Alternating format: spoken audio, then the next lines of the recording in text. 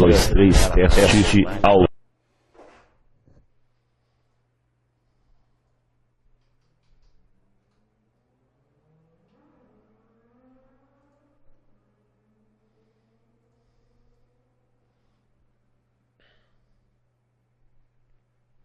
Tu tem um Excel aí? Não. Áudio, teste, 1, 2, 3, teste, áudio, ok.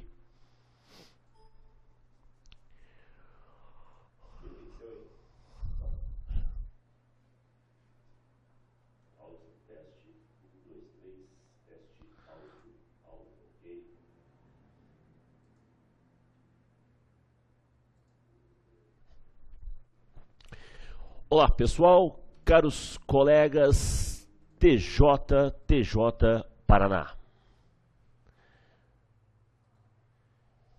Vamos lá. Bem, hoje um dia especial aí, fazendo história, a primeira transmissão ao vivo aí nosso do curso, tá? Vamos trabalhar os colegas do Tribunal de Justiça do Paraná, dando sequência à nossa aula, a parte de planilha, a parte de funções. Tu lembra que na aula anterior, a gente comentou sobre a regra geral da função.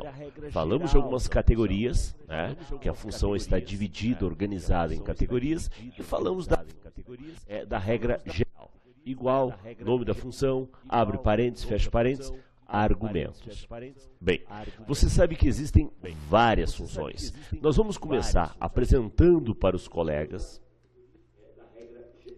Vamos começar apresentando aos colegas as três funções básicas: soma, média e C. Não adianta você querer avançar e ir lá para frente se você não tem a noção da função básica.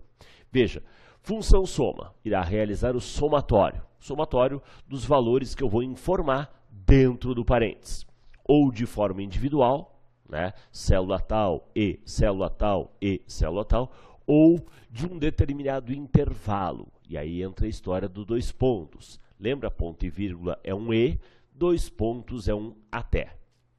Média. Estamos falando da média, a média aritmética. O somatório dos n elementos dividido pelo número de elementos que eu somei. E é claro, e a função C, que é a função condicional, é uma função lógica, que se determinada condição for atendida, faça isso, se não, faça aquilo. Mas vamos ver na prática, porque o conceito, bonitinho, dá para entender. Mas na hora da prática é que aparece algumas maldades, né? A malícia por parte da banca. Vamos dar uma entendida aqui? Olha só, comigo. Vamos avançar aqui. Veja. Vamos começar pela função mais simples que existe, soma. Se eu for interpretar aqui, vamos fazer uma leitura. Eu estou somando, soma, de A2, 2 pontos, até C5. O A2 está aqui, amigão. O A2 está aqui. O C5 está aqui. Está aqui. Como eu quero, na verdade, um até 2 pontos, eu vou visualizar uma caixa, onde este é o ponto inicial e este é o ponto final. Você tem que desenhar uma figura retangular. É a tal da caixa elástica. A caixa elástica, toda essa região que a caixa pega, está sendo, nesse caso, somado. Agora, é questão de matemática. É somar o 3, o 2, o 9, o 1, o 5, o 5. Veja, célula vazia, ela é ignorada. O 2, o 6, o 3, o 0 e o 7. Resultado, 43. Vamos fazer o seguinte? E se por acaso, no lugar desse 2 pontos, aparecesse um ponto e vírgula? Mesma função, mesma estrutura, só que com ponto e vírgula. Eu estaria somando o A2 e, ponto e vírgula é um E, o C5. A2 é 3, C5 é 7. E se eu somar 3 e 7, barbadinha, 10. Entendeu a dica? Quando a ideia dos 2 pontos é um até, desenha, forma a caixa. Quando eu tenho a ideia do ponto e vírgula, eu considero células, argumentos isolados, este e aquele outro. Legal? Soma não tem muito mistério, amigão. Soma não tem muito o que complicar. É o cuidar com ponto e vírgula e cuidar com 2 pontos. Mas vamos na função média, que tem algumas dicas interessantes. Quer ver? Quer ver? Vamos falar sobre média? Média. O que eu estou pedindo aqui? A média, pausa, média. O Excel, ele é mais gentil, vamos dizer assim, com o aluno. Se você escrever média com acento ou sem acento, o Excel, na boa, ele interpreta, ele entende, ele até corrige, coloca o acento. O Calc, LibreOffice Calc, ele é um pouquinho chato nesse ponto. Se você escrever média sem acento, ele vai apresentar um erro. Na verdade, as funções são as mesmas. As funções do Calc, todas que levam acento, você tem que colocar o acento. Média, máximo, mínimo, né? A função que a palavra tem acento, você tem que colocar. Senão, ele gera erro. O Excel, ele aceita e ele corrige para ti. Essa história de maiúscula ou minúscula, tanto faz. Isso ele não encrenca. Mas a ideia do acento, o Calc complica um pouquinho. O que eu quero? A média. A média do quê? De A2 até, 2 pontos, até C5. Dentro do até, amigão, do até, você já viu que eu vou formar uma caixa. E a caixa é a mesma de antes, né? É esta caixa. Que a média é o quê? A soma. Lembra que dava 43? E eu vou dividir por quanto? Por quantos eu somei. Conta comigo. 1, 2, 3, 4, 5, 6, 7, 8, 9, 10, 11. 11. Porque a célula B4 ela está vazia. Então, anota aí. Anota aí. Olha essa dica legal. Anota aí. Em uma função, quando o valor de uma célula não for um valor numérico, esta célula será ignorada. De novo, em uma função, quando o valor de uma célula não for um valor numérico, esta célula será ignorada. Por isso que ele vai dividir por 11. E 43 por 11, ixi, deu um número feio pra caramba, deu uma dízima. 3,9090909 e aí vai. O interessante aqui é o seguinte, que não aparece o sinal da divisão, não aparece, mas, e aí o pessoal esquece. No calor da prova, o pessoal esquece. Então, não esqueça, média, a divisão está embutida dentro da estrutura. Eu vou somar os elementos e dividir por quantos eu somei. Ok? Tranquilo nisso? E lembrando que se tiver alguma célula com texto ou uma célula vazia, essa célula será simplesmente ignorada, não dá erro, tá? Ele ignora na hora de somar, ignora na hora de dividir. Em uma função. Combinado? Legal, legal. Duas funçõezinhas bem tranquilas, soma e média. Só um pequeno alerta aos amigos. Existe uma outra função que o nome é parecido e ela pode enganar o aluno. É a função MED. MED não é de média, não, é de mediana. Ponto médio. Então, querendo calcular o ponto médio de um conjunto de valores, né, eu vou organizar esses valores em ordem crescente ou decrescente, vou cortando os extremos, vai sobrar o meio ou vai sobrar 2. Se for um número ímpar, eu vou cortando, só sobra 1, é o próprio. Se for um número par de elementos, eu vou cortando, sobrou 2. Faço a média dos dois. Isso é o cálculo da mediana. Pensa aqui. Se eu fosse, né, vamos já dar uma diquinha para o aluno. Olha só. Mede, mesma estrutura, A2, dois pontos, C5. A2, dois pontos, C5 é todo este bloco. Quantos elementos tem? 11, porque lembra, o B4 está vazio. O que eu vou pensar? Nesses valores em ordem crescente ou decrescente. Então eu posso pensar assim, tá? Posso pensar assim, 0, 1, agora nós temos um 2, na verdade nós temos 2, 2, nós temos 1, 2, 3, 3, 3, nós temos 1, 2, 5, 5, 5, nós temos aqui um 6 na parada, 6, um 7, e temos um 9. Só para garantir que eu não errei, vou contar. 1, 2, 3, 4, 5, 6, 7, 8, 9, 10, 11. Show! O que eu faço? Número ímpar, corto os extremos, vou cortando. Corta lá, corta cá, corta lá, corta cá. Sobra quem? O próprio. Quem é o ponto médio? 3.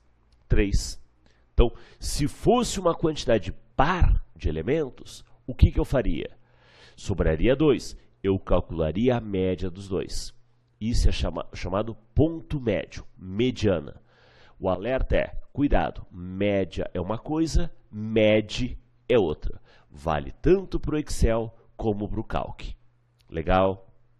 Agora, das 3 funções básicas, a mais chatinha, a mais, digamos assim, exigida em prova, que é a tal da função C. Vem comigo, quer ver? Vamos falar sobre a função C? A função C, ela apresenta uma estrutura, a regra geral é igual, mas ela apresenta uma estrutura que merece uma atenção para o aluno. Por quê? A regra geral, como eu disse, é igual. Nome da função, abre parênteses, fecha parênteses, argumentos. Só que ela vai exigir de você 3 argumentos, sempre na seguinte ordem.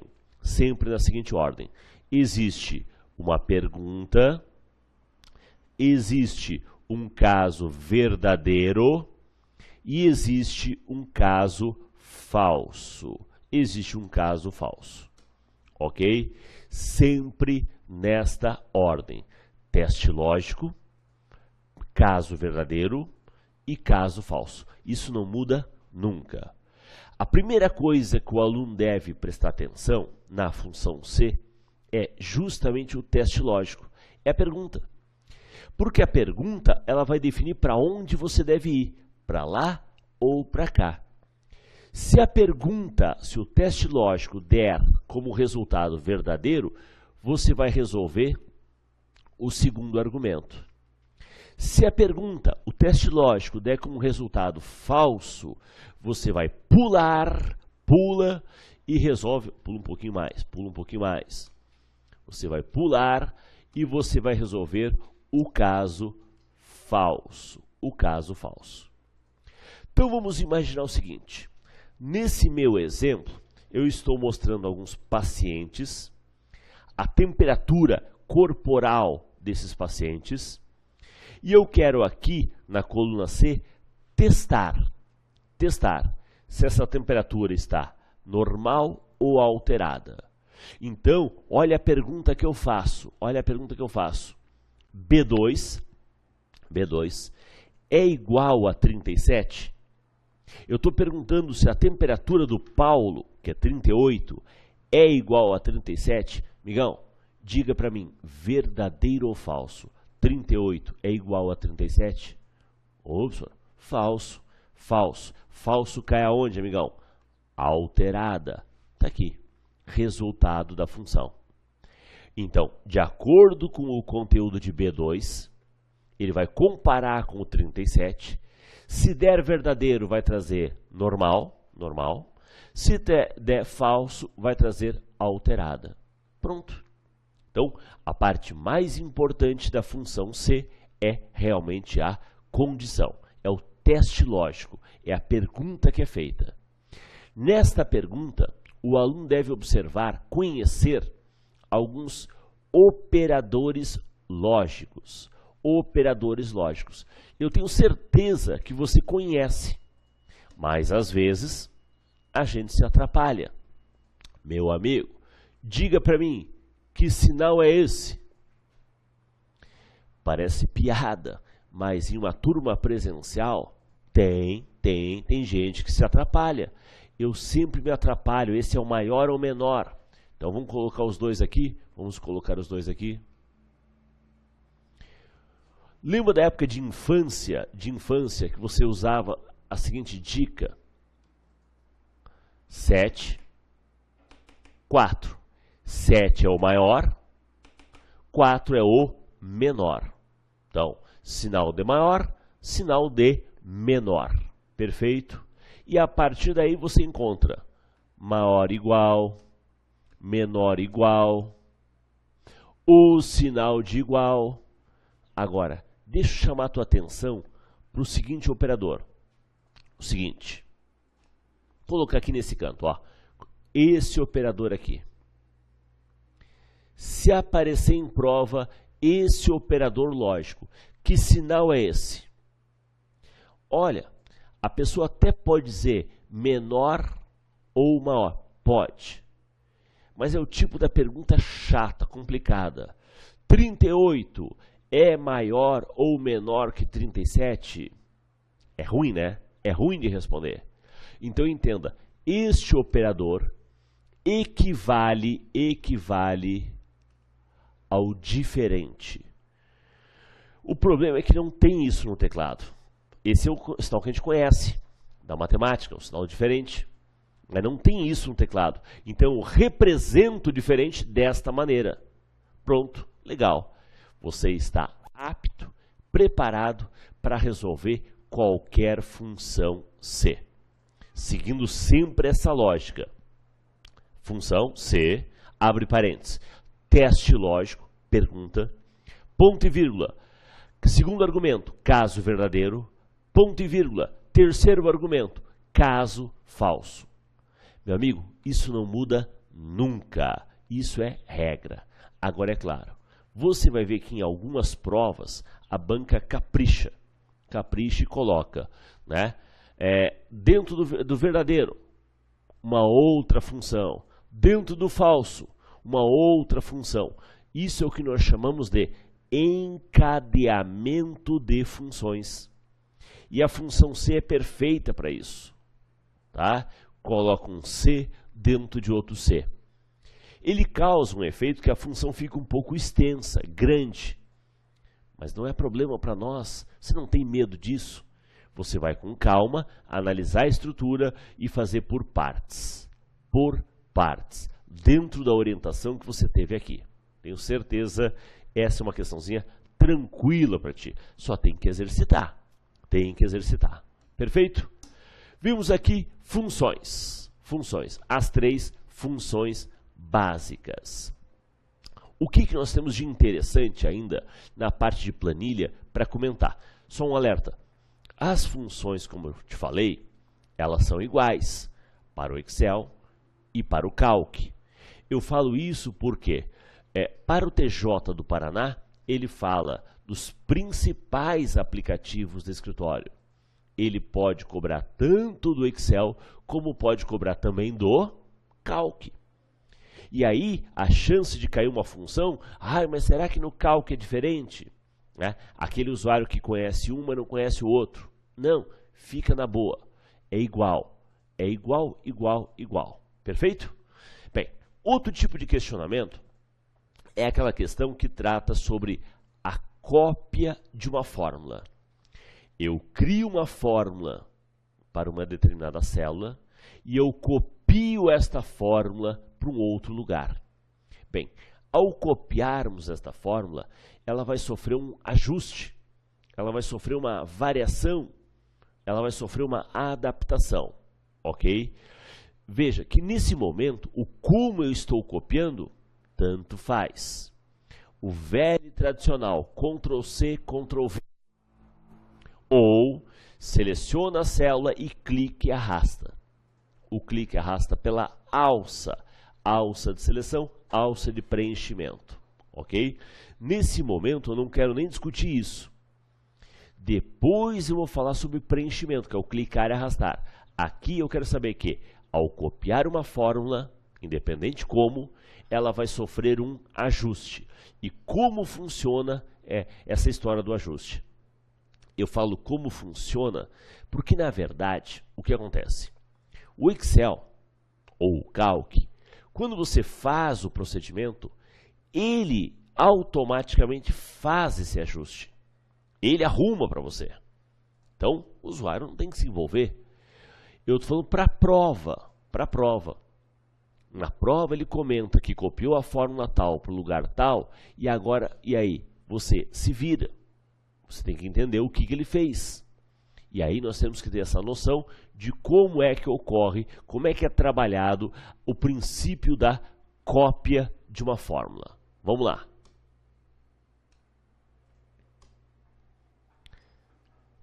Bem, eu costumo dizer que para resolver uma questão de cópia, você vai seguir uma regra que eu chamo de regra dos 3 passos. 3 passos. Anota aí. Passo 1. Eu vou repetir a parte fixa. Passo 2. Eu vou começar a trabalhar a parte variável. A parte variável são endereços de célula. E endereço de célula é composto de coluna e linha. Então, passo 2. Eu aplico a variação da coluna. Passo 3. Eu aplico a variação da linha. Isso é a regrinha dos 3 passos. Ok? Passo 1, repito a parte fixa. Passo 2, aplico a variação da coluna. E passo 3, aplico a variação da linha. Olha aqui. Então, vamos fazer por partes. Numa fórmula, nós temos uma parte que é fixa e uma parte que é variável.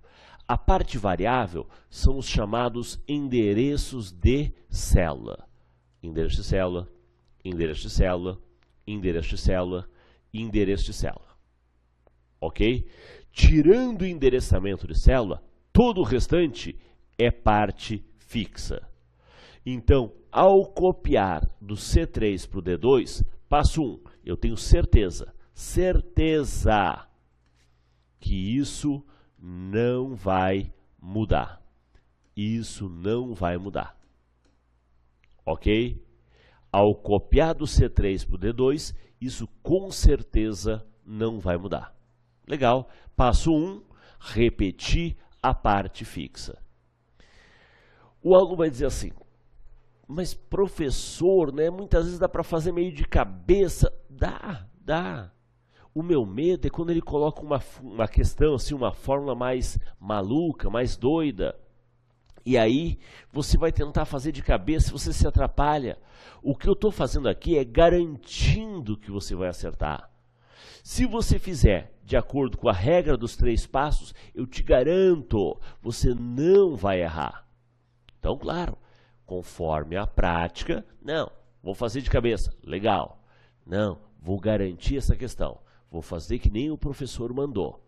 Passo 1, passo 2 e passo 3. Fica a teu critério, meu amigo. Fica a teu critério. O que eu quero é garantir que você vai acertar. Então tá, o passo 1 é esse.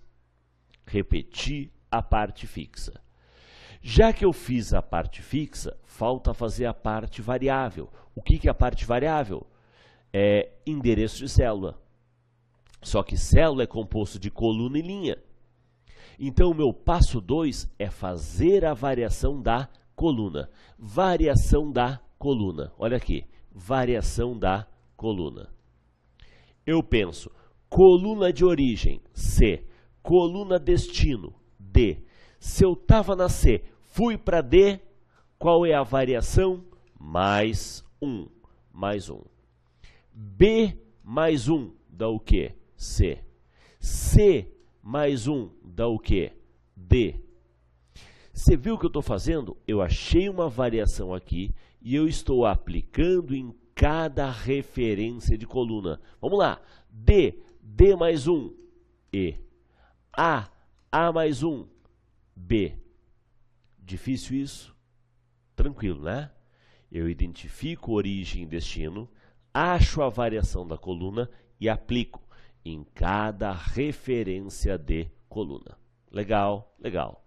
E agora? Agora, por incrível que pareça, só falta o passo 3. E o passo 3 e acabou a questão. Vamos lá.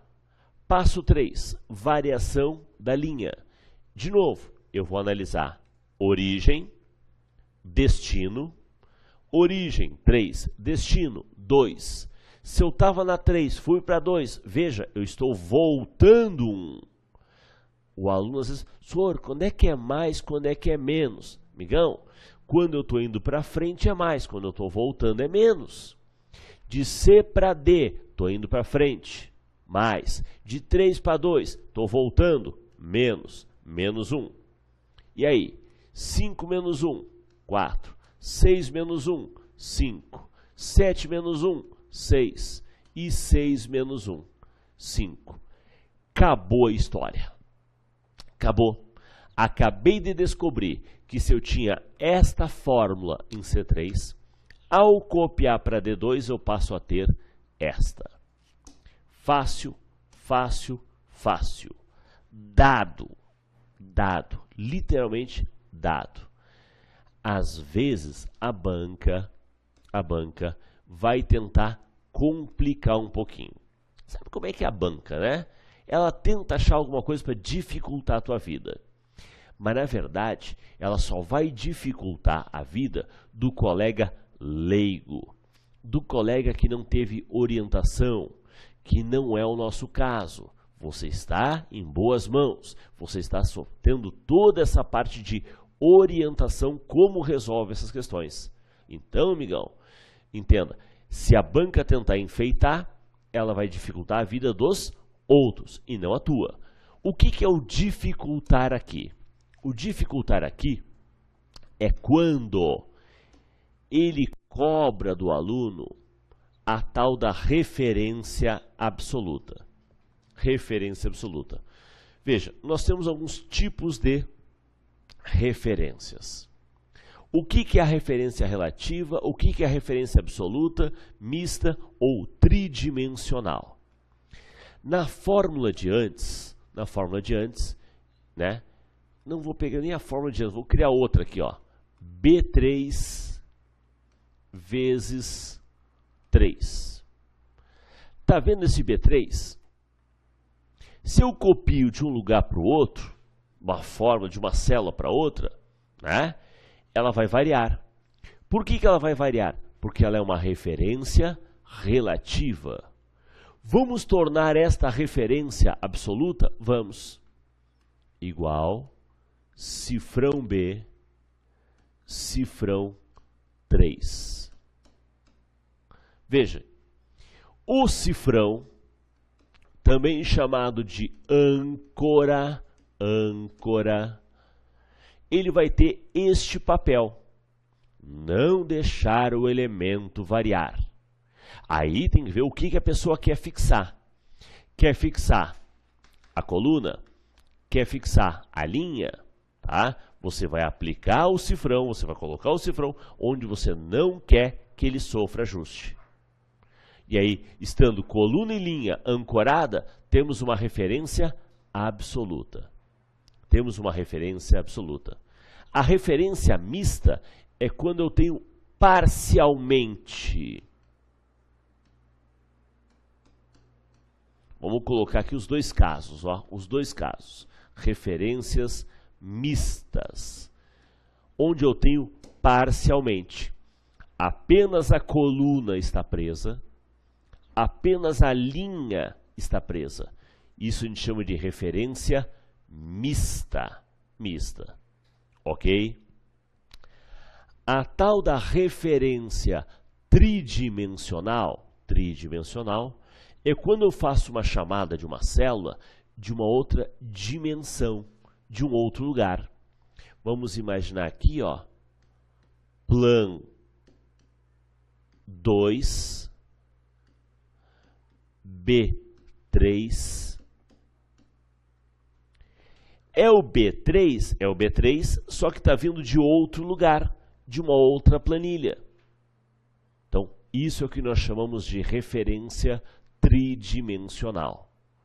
Então, veja, quando a pessoa tem essa noção, essa ideia, não é algo que assusta. Ah, mas o que é aquele cifrão? Será que aquilo é formato moeda? Não. E por que aqui está falando que é B3, plan 2? Não entendi. Eu estou buscando uma célula de outra planilha. É apenas orientar, esclarecer, familiarizar o aluno com essas expressões. Ok? Vamos continuar um pouquinho mais sobre isso no nosso próximo encontro, tá? Onde a gente pretende finalizar, fechar a parte de planilha, né? E, dentro do possível, já começar a ver algumas questões. Mas por hoje, ficamos por aqui. Aguardo vocês. Até o nosso próximo encontro. Até mais. Um abraço.